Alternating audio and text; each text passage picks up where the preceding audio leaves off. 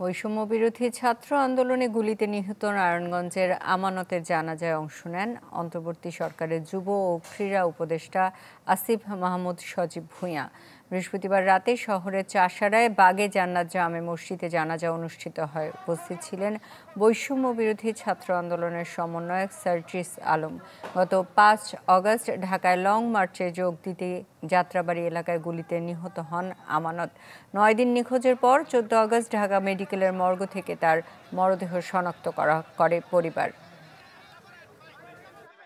আমানত ভাই বাংলাদেশকে আমাদের হাতে আমানত রেখে গেছেন।